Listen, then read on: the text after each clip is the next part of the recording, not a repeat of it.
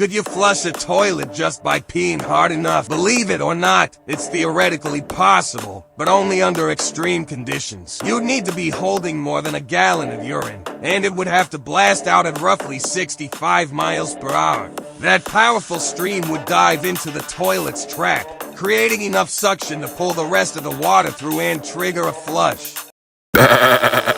What if I told you that, in theory, you could flush a toilet without ever touching the handle, just by peeing? Well, sounds like one of those internet myths that gets millions of views, right? But here's the interesting part. This idea actually opens the door to some surprisingly cool science. So, is it really possible? Or is it just another viral exaggeration?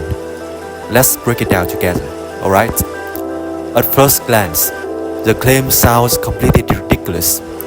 The idea says that if you had more than a gallon of urine inside your body and somehow release it at around 65 miles per hour, the stream could create enough force to trigger the toilet siphon and flush the bowl all by itself. Now, before anyone starts accepting this as a life goal, let's talk about reality. Modern toilets don't flush simply because water splashes into them. They rely on something called a siphon.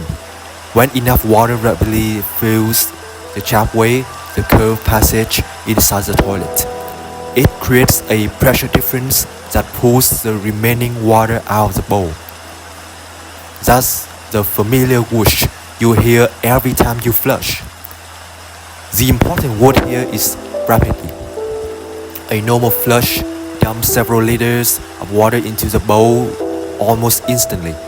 It's not just the amount of water that matters, it's how quickly that water enters the system.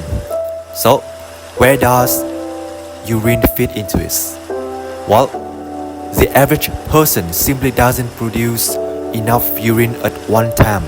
Most people urinate only a few hundred milliliters during a bathroom visit, not several liters. Even if someone somehow managed to hold over a gallon, which could be extremely dangerous and medically unrealistic. The human body isn't built to eject liquid anywhere close to the speed suggested in the viral claim. Just think about it this way. If humans could naturally pee at 65 miles per hour, firefighters would probably start recruiting us for emergency water cannons. Imagine someone walking into a restroom with a warning sign that says, "Stand back, high pressure operation in progress."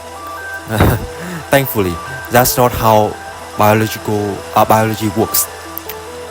Our urinary system is designed for efficiency and safety, not for breaking speed records. Muscles in the bladder generate enough pressure to empty the bladder comfortably, but nowhere near the level required to behave like an industrial pressure washer. There's another thing people often overlook. Toilets are engineered with very specific dimensions. The size of the chapway, the volume of water in the tank, and the timing of the water release are all carefully designed so that the siphon activates consistently. Replacing that controlled rush of water with a stream of urine isn't nearly as simple as it sounds. So, why do videos like this spread so quickly? Because they are built around a fascinating what if. They take a bizarre idea, sprinkle in some numbers that sound scientific, and suddenly your brain starts wondering whether it might actually be true. That's why it's always worth asking one simple question. Does the explanation match how the real system works? So the good news is that curiosity like this isn't a bad thing.